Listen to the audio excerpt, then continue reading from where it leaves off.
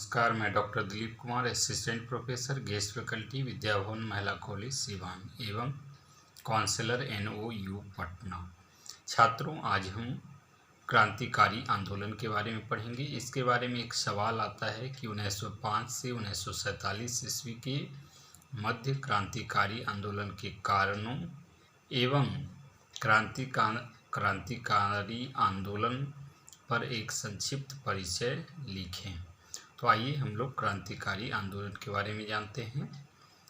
जैसा हम पहले ही पढ़ चुके हैं और जानते हैं कि कांग्रेस के सूरत अधिवेशन में 1907 ईस्वी में कांग्रेस में दो भागों में विभक्त हो जाता है, एक गरम दल और दूसरा नरम दल। नरम दल को उदारवादी दल भी कहा जाता है और गरम दल को उग्र राष्ट्रवादी दल भी कहा जाता है। और उदारवादी या नरम दल का नेता जो थे अनुनय विनय में विश्वास करते थे और उनका यह विश्वास था कि अनुनय विनय करके अंग्रेज़ों से और फिर आज़ादी ली जा सकती है। और उनका जो तरीका था बिल्कुल वो जो था अनुरोध का था और अंग्रेज़ों से अनुरोध करती थी और अंग्रेज़ों के इच्छा पर था कि उसको माने या ना माने। और गरम दल या उग्र राष्ट्रवादी दल जो थे वो थोड़े कड़क मिजाज के थे और उनको देश से अगाध प्रेम था और ये बहिष्कार आंदोलन को शुरुआत कर पूरे देश में बहिष्कार आंदोलन के माध्यम से राजनीति में भाग लेकर और देश की आज़ादी दिलाना चाहते थे। तो इस उग्र राष्ट्रवादी या गरम दल से ही क्रांतिकारी दल का विभाजन होता है। तो क्रांतिकारी विचारधारा के लोग वे थे जो शक्ति और बल के प्रयोग के माध्यम से भारत को आज़ादी दिलाना चाहते थे। वे अंग्रेज़ों की चुनौतियों को स्वीकार करते थे और लड़कर अंग्रेज़ों से भारत को मुक्त कराना चाहते थे। अब आइए हम जानते हैं कि क्या कुछ वजहें रही जिसके वजह से क्रांतिकारी घटनाएं जो है या क्रांतिकारी आंदोलन की शुरुआत भारत में होती है। तो जैसा पहला कारण है ज़रूरत से ज़्यादा उदारता की नीति। पहले ही हम देख चुके हैं कि कांग्रेस की जो नीति थी, खास करके नरमपंथी दल का या उदारवादी का जो गुट था, उनका जो विचार था वह या विचारधारा थी वह अनुनय विनय की नीति थी और इसके वजह से लोगों में काफ़ी निराशा थी। उदारवादी नीति हद से ज़्यादा उनकी बढ़ती जा रही थी और अक्सरहा अंग्रेज उनकी बातों का अवहेलना कर दिया कर रहे थे। और दूसरा वजह जो था क्रांतिकारी आंदोलन के जन्म लेने का वह था पश्चिमी संस्कृति सभ्यता को बढ़ावा।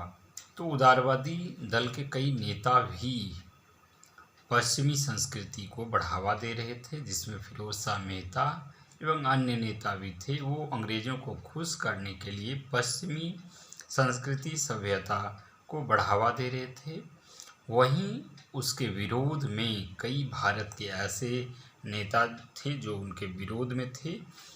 लाल बाल पाल और विवेकानंद, अरविंद घोष इत्यादि कई नेता थे जो पश्चिमी सभ्यता के विरोधी थे और वह चाहते थे कि भारतीय सभ्यता संस्कृति का विकास हो और पश्चिमी संस्कृति से बेहतर हमारी संस्कृति है, हमारे भारत की संस्कृति है और इसको वो बढ़ावा देना चाहते थे। तो इसके वजह से भी जो है पश्चिमी संस्कृति के विरोध स्वरूप भी क्रांतिकारी आंदोलन की शुरुआत होती है। और पुनः तीसरा कारण जो था अंतर्राष्ट्रीय प्रभाव। अफ्रीकी देश इथोपिया एक छोटा सा देश था और इटली जैसे बड़े देशों को वह हरा देता है। वहीं जापान, रूस जैसे बड़े देशों को हरा देता है। मिस्र, फारस की आज़ादी को भी आज़ादी मिल जाती है। तो इस प्रकार से भारतीयों में भी यह भावना जगने लगी कि क्यों नहीं, जब इतने छोटे छोटे राष्ट्र बड़े राष्ट्रों को हराकर आज़ादी पा सकते हैं तो हम भारतीय क्यों नहीं। और यही वजह है कि अंग्रेज़ों की नीति के विरुद्ध कुछ उग्रवादी विचार के लोग बढ़ते हैं आगे और अंग्रेज़ों के विरुद्ध उठ खड़े होते हैं। और चौथा जो कारण था भारत की बिगड़ती आर्थिक स्थिति। 19वीं शताब्दी के अंत में 9 बड़े अकाल हुए थे और बड़े और छोटे अकालों को मिलाकर कुल 18 अकाल हुए थे, और जिससे भारत की स्थिति जो है का अनुमान लगाया जा सकता है कि किस प्रकार से भारत की आर्थिक स्थिति गिरती जा रही थी। अंग्रेज़ों ने जो आर्थिक नीति अपनाई थी वह भारतीयों के लिए काफ़ी निराशाजनक थी, घातक थी और भारतीयों के हित में वह नहीं थी। और जैसा हम देखते हैं कि रेलवे का विकास हुआ था, तो उन्होंने रेलवे का विकास इसलिए किया था कि यहाँ से कच्चा माल जो है वह समुद्र तट के माध्यम से अपने देश इंग्लैंड भेजे और वहाँ से निर्मित वस्तुओं को यहाँ पर लाकर खपाए। तो इस प्रकार से फिर यहाँ जो कुटीर उद्योग थी, कुटीर धंधे थे, लघु उद्योग थे, वो धीरे धीरे उनकी नीति से कच्चे मालों को बाहर भेजने और आयातित मालों को यहाँ लाने इत्यादि और कई भी इनकी नीति, अंग्रेज़ों की जो नीति थी उनके वजह से जो है भारत काफ़ी विपन्न हो रहा था, काफ़ी जो है आर्थिक रूप से कमज़ोर होते चला जा रहा था। और यही वजह है कि 19वीं शताब्दी के अंतिम दशक में जो है कई छोटे बड़े अकाल पड़ते हैं और इसमें लाखों लोगों की मृत्यु भी होती है, हजारों लोगों की मृत्यु होती है। और अब आइए पांचवा जो कारण था क्रांतिकारी गतिविधियों का या आंदोलन के जन्म का, वह था बंगाल विभाजन या लॉर्ड कर्जन की नीतियाँ। लॉर्ड कर्जन 1899 से 1905 ईस्वी तक भारत पे शासन करते हैं। यहाँ पर वो वायसराय रहते हैं और उनका शासन जो है 7 वर्षों तक यहाँ पर चलता है। और उनका शासन जो है, इन 7 वर्षों का शासन शिष्टमंडलों, भूलों और आयोगों का काल कहा जाता है। और जैसा हम पहले ही पढ़ चुके हैं, उनकी नीति के वजह से जो है बंगाल विभाजन होता है। और किस प्रकार से ये बंगाल को विभाजन करते हैं, मुस्लिम बहुल क्षेत्र को अलग हिस्सा में काट दिया जाता है और इस प्रकार से एक उग्र बंग आंदोलन के विरुद्ध, बंगाल विभाजन के विरुद्ध जो है एक जोरदार आंदोलन शुरू हो जाता है। और इन्हीं सब कारणों की वजह से जो है भारत में क्रांतिकारी आंदोलनों का जन्म होता है। अब आइए हम देखते हैं कि भारत में कौन कौन सी शुरुआती दौर में क्रांतिकारी आंदोलन हुए। पहले हम लोग महाराष्ट्र में देखेंगे, महाराष्ट्र से जो कौन कौन सा आंदोलन शुरू होता है। तो 1896 ईस्वी में, 1896-97 ईस्वी में वहाँ एक संस्था व्यायाम मंडल की स्थापना की जाती है और यह एक राजनीतिक संगठन था और इसकी स्थापना जो है चापेकर बंधु के द्वारा किया जाता है। चापेकर बंधु में कौन थे? 2 भाई थे, दामोदर हरि चापेकर और दूसरा जो उनका भाई था बाल कृष्ण हरि चापेकर। ये इन दोनों के द्वारा जो है व्यायाम मंडल की स्थापना की जाती है और ये अंग्रेज़ों के विरुद्ध लड़ते हैं। उस समय जो है महाराष्ट्र के पूना में प्लेग की बीमारी फैल जाती है और लाखों लोग मारे जाते हैं। इसी दौरान यह पता चलता है कि प्लेग कमिश्नर और आयस्टर के द्वारा वहाँ की महिलाओं से छेड़छाड़ किया जा रहा है। इस बात को जो है तिलक को पता चलता है और तिलक अपनी पत्रिका में भी छपवाते हैं। तत्पश्चात जो है 18 माह का केस भी होता है, उन पर मुकदमा चलता है प्लेग कमिश्नर रैंड और उनके सहयोगी आयस्तर पर, और उसके बाद जो है वह पुनः जेल से छूटते हैं। और चापेकर बंधुओं में उनके विरुद्ध काफ़ी गुस्सा था। वे विरोध स्वरूप महारानी विक्टोरिया के मूर्ति के चेहरे पर कालिख या अलकतरा पोतते हैं, उनको लगाकर विरोध प्रदर्शित करते हैं, और साथ ही प्लेग कमिश्नर रैंड और उसके सहयोगी आयस्टर की हत्या कर देते हैं। और बंधुओं की, चापेकर बंधुओं को फांसी दे दी जाती है और यहीं से क्रांतिकारी जो घटना है उसकी शुरुआत हो जाती है। इस प्रकार से महाराष्ट्र से हम देखते हैं कि व्यायाम मंडल के द्वारा चापेकर बंधु के द्वारा एक क्रांतिकारी आंदोलन की शुरुआत भारत में की जाती है। अब आइए एक दूसरा संगठन देखते हैं, मित्र मेला। 1899 ईस्वी में एक छोटा सा संगठन देशभक्तों का मेला का गठन किया गया था।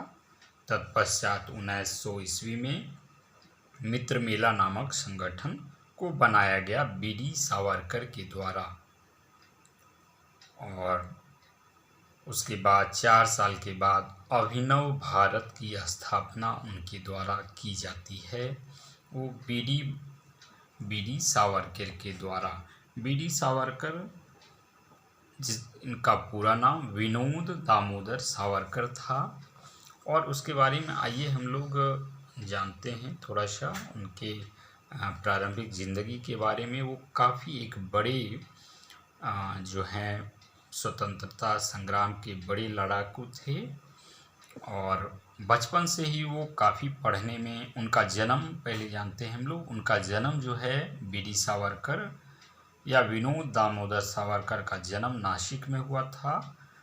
नासिक के भंगूर गांव में हुआ था। वो पढ़ने में काफ़ी तेज थे और अध्यापक के असीम शिष्यों में उनकी गिनती की जाती थी, और बचपन में ही उन्होंने गीता को कंठस्थ कर लिया था।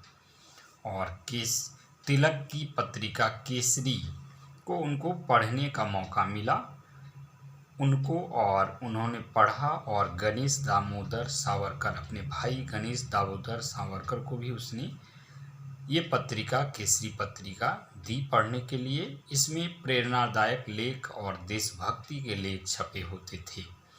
और ये बीडी सावरकर जो है गुप्त रूप से संगठन चलाते थे, नौजवान को इसमें भर्ती करते थे, उनको अंग्रेज़ों के विरुद्ध लड़ने के लिए तैयार करते थे। उन्होंने वकालत की शिक्षा भी ग्रहण की, लेकिन उन्होंने उपाधि धारण नहीं की, उन्होंने डिग्री नहीं प्राप्त की, चूँकि यह डिग्री जो है उन्हें अंग्रेज़ों के द्वारा प्राप्त होती है, इसलिए उन्होंने वकालत की डिग्री तक पढ़ाई करने के बाद प्राप्त नहीं की।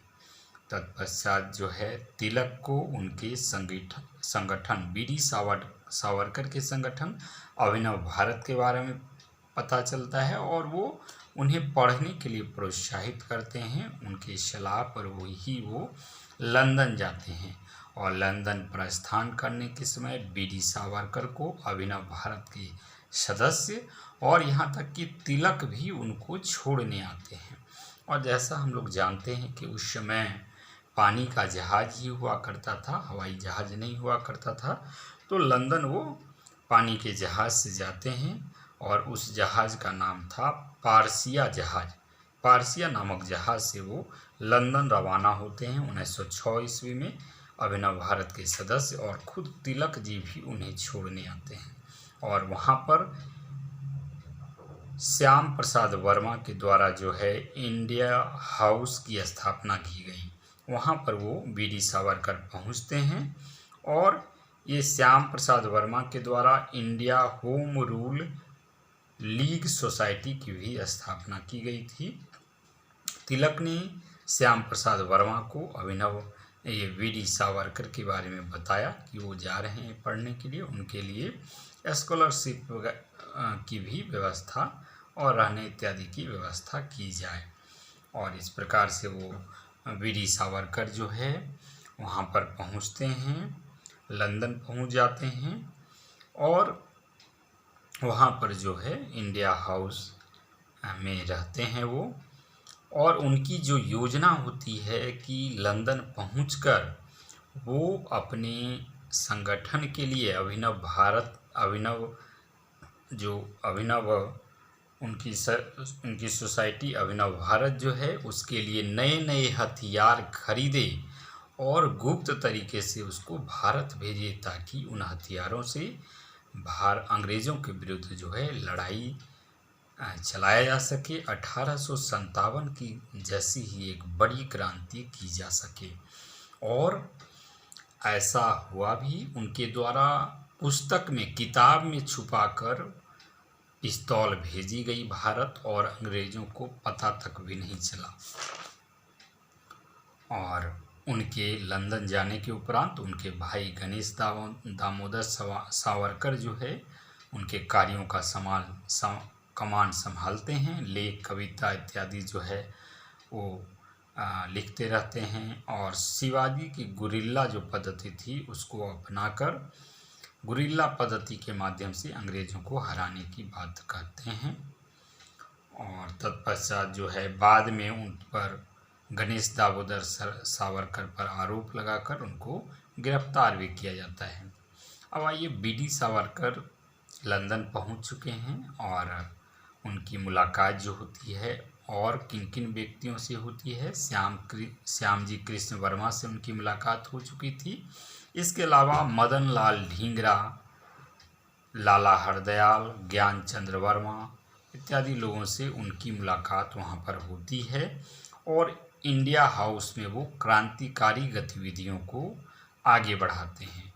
और जब अंग्रेज़ों को पता चलता है कि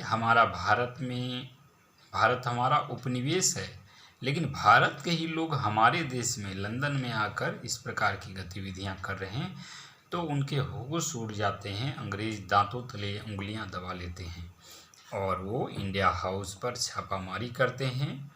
और तत्पश्चात जो है बीडी सावरकर गिरफ्तार कर लिए जाते हैं, उनको भारत लाया जाता है। और भारत उनको जो है मौर्या नामक जहाज़ से लाया जाता है। उस जहाज़ का नाम था मौर्या, जिससे वो लाए जाते हैं। और जैसे ही समुद्र तट पर पहुंचने वाले होते हैं, वो जहाज़ पहुंचने वाला होता है, बीडी सावरकर जो है समुद्र में छलांग लगा देते हैं और तैरकर किनारे पहुंच जाते हैं। और फ्रांसीसी सैनिक जो वहाँ मौजूद होती है वो उसको पकड़कर पुनः अंग्रेज़ों को सुपुर्द कर देती है। तो इस प्रकार जो है बीडी सावरकर को जेल हो जाती है। और उस जेल में ही उन्होंने 1857 की स्वाधीनता संग्राम पर एक पुस्तक लिखी। और यह पुस्तक की रचना की जानकारी होते ही अंग्रेज़ जो है काफ़ी ये हो जाते हैं, काफ़ी हैरत में पड़ जाते हैं।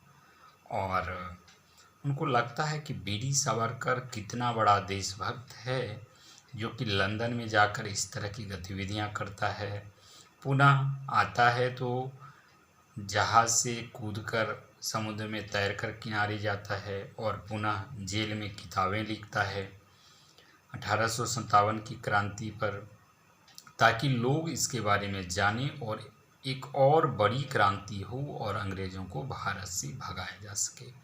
अब अंग्रेज़ उनकी इस किताब के पीछे पड़ जाते हैं कि यह किताब किसी भी हालत में छप नहीं पाए। और अंग्रेज़ सारे प्रेस वालों को चेतावनी देते हैं कि यह पुस्तक जो है 1857 की स्वाधीनता संग्राम को ना छापा जाए। और वो लंदन से पेरिस तक कोशिश करते हैं बीडी सावरकर इस पुस्तक को छपवाने के लिए। और आखिर अंततः जो है हॉलैंड में उनकी यह पुस्तक छपती है।